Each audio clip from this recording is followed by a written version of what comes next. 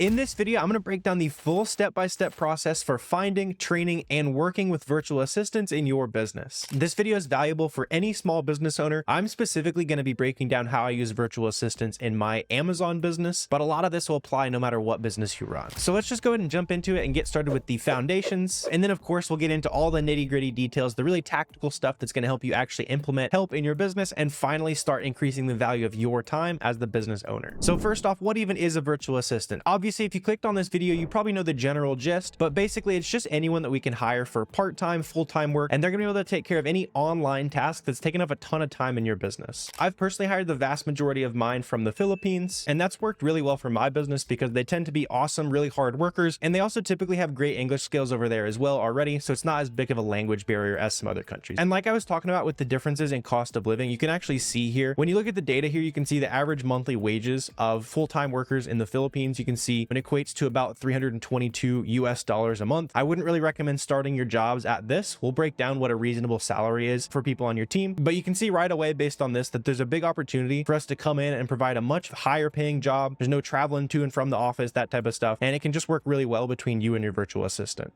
So we're also getting into all those numbers, but who should hire a virtual assistant, right? Since you clicked on this video, I assume you think you're ready to hire that virtual assistant, but let me walk you through a couple quick questions that I would ask before you go out and add more expenses to your business, right? The first question you want to ask yourself is, do I actually need to be doing everything that I'm doing in my business? So for me, when I started hiring virtual assistants to help me run my Amazon business, I was really confident and I knew how to spend a good amount of time going out and sourcing products to sell in my Amazon store. And it was just getting down to the fact where I was like, I knew what I was doing. I had class all day. I was in college, and then I had stuff after school as well. So there was just a lot going on. Life was pretty busy. And so instead of me having to spend a bunch of extra hours sourcing more products to grow my business, I was able to hop on a Zoom call with my virtual assistant, hired them using the method I'm about to break down for you. And we were just able to get that back and forth going. And it was because of that my business was able to grow massively, because now I basically had an extension of my skills as a product sourcer for my Amazon business. Some pretty common tasks that most entrepreneurs will want to get rid of is checking email, checking messages, scheduling appointments, anything like that is pretty basic. You can pretty much explain what needs to be done in 1 or 2 sentences, and it might take you a good amount of time to actually go out and get that done. It's a great place for a virtual assistant to hop in and start helping you out in your business. And then the second question you need to ask is the inverse of that, right? Is, do I actually know how to do this person's job already? So when it comes to hiring virtual assistants, these are generally people that you're going to have to train decently, show them how you think about a certain process, a certain thing that you want them doing. So for example, when it comes to Amazon businesses, the mistake that a lot of people make is they don't know how to source products on their own. They don't know what they're doing. They have a little bit of money to start, so they think it's a really good idea to go out and pay for a virtual assistant, and at the end of the day they just don't know how to say, hey, you're doing a good job, here's why you're not doing a good job, here's why this product that you found isn't really any good. So for me and my business, we were already doing about $20,000 to $30,000 a month in revenue before I ever even thought about hiring someone to help. If you're in the super early phases of your business and you're already, how can I get lazier with this, how can I spend less of my time, maybe not the right mindset you want to be in. Pretty much any business that you start that's going to succeed is going to take a massive upfront time investment, so don't expect to be able to shortcut your way to success by paying a few $100 a month to a virtual assistant. But now that we've got the basics out of the way, I'm super excited to jump into the computer over here. Let's get into the step-by-step, because through this process I'm going to break down, I've been able to build a virtual assistant team for my Amazon business that's allowed me to do about $2.5 million a year with about 30 minutes a day of my own time commitment. So to start the process, let's go to website number 1 that's going to be really useful. That's going to be onlinejobs.ph. You can see here I've gone ahead and loaded up an example of a search. So this is me searching for a bunch of people who have online arbitrage specifically listed in their job description, basically in their resume description, that type of thing. And so you can see right away for the specific niche that I like to hire in, and I would assume a lot of you guys watching this video are also trying to hire in. There's 450 people on onlinejobs.ph. They're already mentioning that they have online arbitrage skills. When you can see what we're talking about as far as reasonable wages, anything from $4 an hour, $5 an hour, you're going to see a lot of requests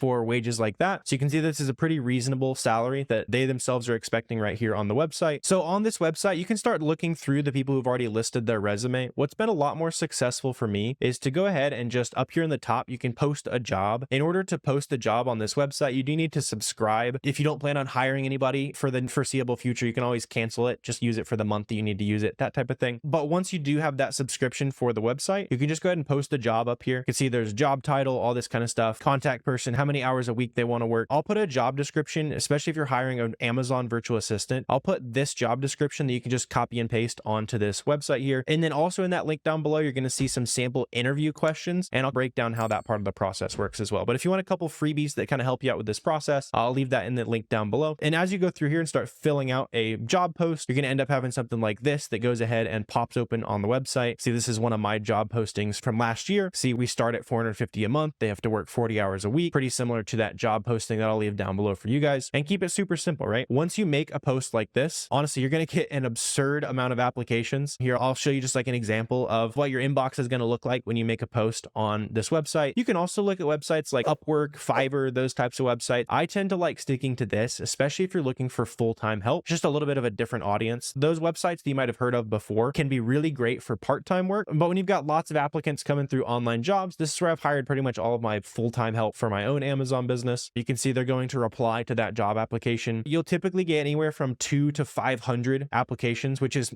obviously an insane amount. So I want to break down a specific gem that's in the application process here. I always ask them a couple questions, and one of them is always just completely unrelated to the job posting. That way I know that they've actually read the job posting. They're not just looking at any Amazon related jobs and spamming the same resume qualifications, that type of stuff. And you'll see, I ask them for their favorite animal, or show me what's your favorite travel destination, right? So here's an example of someone that I went ahead and went through the next part of the process that I'll talk about. But I just got this response from them. They kept it super simple. They said, I have experience with the tools that you asked us to be able to use. They broke down how they've learned how to sell on Amazon before, so that was useful for me. And then they also just very simply stated what their dream travel destination was, right? That was the question I was asking here, is where would you take a trip if you could take a trip anywhere, right? So they kept it super simple. I like that it showed a personality. They're an anime fan here in this case. You just want to get to know these people as people and not just copy pasting the same application over and over again, right? And then through this part of the process, of the applications that look really good, they meet the criteria you want to look for, I'll usually shoot them a response back and I'll send them a super simple project. So this is going to depend on the type of role you're hiring at your virtual assistant. For me, I send them a project that has like a couple different Amazon products on it. I show them like the data, the Keepa data, if you're familiar with Amazon. And I say, is this a good product? Is it not? I have them find a product or two for me. And I just say, hey, if this takes you more than 30 minutes, stop what you're doing immediately. I don't want to make them work for hours and hours unpaid, but I also need to see a little bit of that skill before we actually go ahead and move forward. So the same would be true of anyone that maybe you're hiring for social media. Say, hey, take this clip, edit it into a short form clip, and let me know how it goes. I've done that before. Honestly, if you're doing sample projects and it takes any more than 30 to 45 minutes, I would highly encourage that you pay them for their time. It's only fair. I know that a couple of you guys probably coming from the corporate world had probably spent a ton of time on job applications in the past and maybe felt a little ripped off when you put a bunch of time and effort into it. So if you're going to have them put a bunch of effort into that sample, pay them for it. If not, make it super short, make it super sweet and simple. If you are hiring Amazon virtual assistants, I have all like the training documents. I have that sample test that I'm talking about and lots more good stuff that helps you hire and train that virtual assistant. And that's in the FBA roadmap, which you can check out down below. So let's go into the next step of the process, right? So you've got lots of great applicants. Using a filter question, you can see who's actually reading your application. You get some great sample project results from that. Usually I'd say 50, 75% of the people who get a sample project actually send it back to me. And so of the people who do really good on the sample project, I'll go ahead and send them just a Calendly link, right? You can send them like a Google Sheet that just has some times on it, whatever you need to do. And so in this case, I'll send them 15-minute chat. So they'll just go on here, click a time that works for them. You guys will hop on Zoom for 15 minutes. And that's where I'll start asking them some of these questions here. So again, these are down below if you want to check these out for free. I'll just quickly walk through a couple of the ones that I think are really important. The first one I really like to hammer in on is what was their last job, right? I want to see if they had a product sourcing job before, they had a job doing the same thing, or they've had a couple of them and they only stayed for a month or two. That tells me that they might not be the best at the job, right? They keep getting cut by their past clients, that type of thing. I'll also ask them like how the sample project went. I like to see who's really confident, who's going to be overconfident compared to how well they did on the sample project. I just want to see basically who can back up what they did on the sample project, see how confident they were in that. No matter what, you want to see like what kind of experience they have. Typically, I'm always hiring people who already have experience through the sample project, through the interview process. I'm going to be asking them Amazon specific questions. But at the end of the day, if you find somebody who's just super smart, they're sharp, they're willing to learn, they've gone and taken some extra steps through the process so far, that's what you really want to look for, is those super coachable people who are just excited to learn, excited to work with you. A couple like housekeeping type questions I'd recommend you ask is how fast is their internet? Do they have backups? That type of thing. You never know when it comes to all these other countries, if they have good internet, if it's bad, if they're going to be sitting on 1 megabyte per second the whole time they're working for you, it's probably just not going to be the best. I'll also try to ask them a couple just more questions that let them maybe brag on themselves a little bit. How did they learn how to speak English? That kind of thing. Where are they in their country? If you know anything about like the local geography, I've tried to like learn a little bit of local geography about the Philippines just to have some real conversations with these guys and gals, try to get them to open up a little bit. I'll ask them like just some super simple questions. If you can hang out with anyone who's someone that you look up to, that type of thing. Those can go down some really fun conversations. And the thing you want to do through the interview process is get them off of the things that they probably pre-scripted, the things that they know. These are the softwares I'm familiar with. This is my favorite sourcing method. You want to see, yo, if you can hang out with somebody, who would it be? You want to see, oh, okay. A lot of them will say like their mom, their wife, their dad, that type of thing. You'll get some really funny like celebrities suggested. I just like to see that personality and see who I can get along with, especially if this is your first virtual assistant. It's going to be someone that you're talking to. You're going to be spending a good amount of time with them. You don't want to dislike them as a person, even if they're a good worker. You want to get along with each other. And then some other quick things. I'll ask them, what are your long-term plans? I'll usually say, this isn't a trick question. Don't worry. Just let me know. I'm genuinely curious. Sometimes you'll see, oh, I want to be running my own business in 5 years, or I want to be promoted up into your company in 5 years, that type of thing. I like to just see what their personality is. A lot of times those people who mention that they want to start a business, those are the real go-getters. So you might lose them if they're actually, successful and they have a great business idea later down the line. But I've had good success with those people who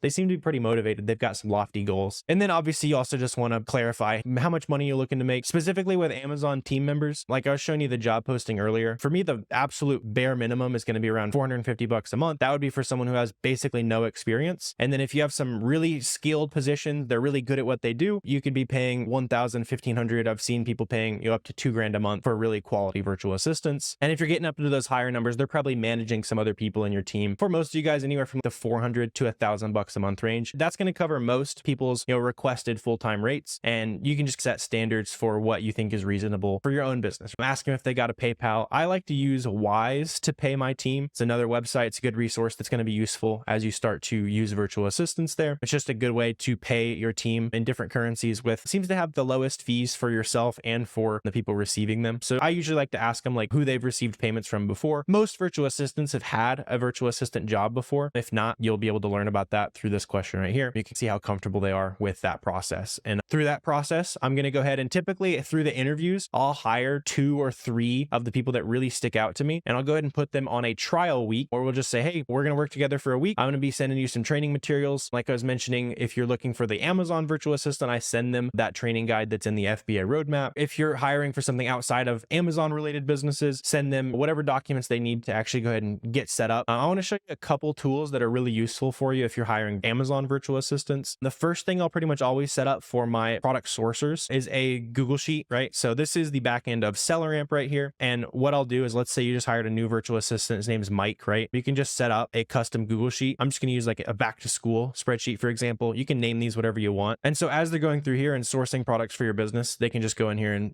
click their name, click back to school, whatever holiday you have them sourcing for, whatever it is, you can have all that information that you want sent to that Google Sheet right there. This is all custom configurable as well. So all these drop down boxes, you can add whatever you want. There's literally like 100+ options of data that you could export. Try to keep it as simple as possible, where you just source it, what was the profit on it, all that good stuff. As far as sharing passwords for any tool you need to have them use, whether that be SellerAmp, whether that be your video editing software, whatever it is, you use a tool like 1Password. There's also Bitwarden, LastPass. All those are pretty much the same. Some of them have had some data leaks in the past, so make sure be careful with the one you actually do go ahead and trust. I personally use 1Pass and Bitwarden. And then as far as actually communicating with your team, staying up to date, and especially as you grow a team, I've always hosted everything on Discord. I already have some communities on Discord. I'm already used to using it. If you're already used to using Slack or any other kind of group chat based platform, that doesn't really matter so much. Just go ahead and make sure you set up a company team group chat, that type of thing. And on the Discord, I'll be updating them. Hey, this looks like a good place to source some products today. Hey, this brand, they sent us some complaints. Let's stay away from this brand for a couple weeks, that type of thing. That's just a good way to stay up to date with your team. You can also hop on calls together on Discord. So through that first week where you've decided, let's see if this is a good fit, I'll usually hop on Discord a couple times at least. We'll dive into the work that they've done. I'll say, hey, this was a great job. Here's why. This wasn't such a good job. Here's why. And you really just want to have them think like you think as soon as possible, especially when you're trying to have them basically replicate and be an extension of your own skills within your business.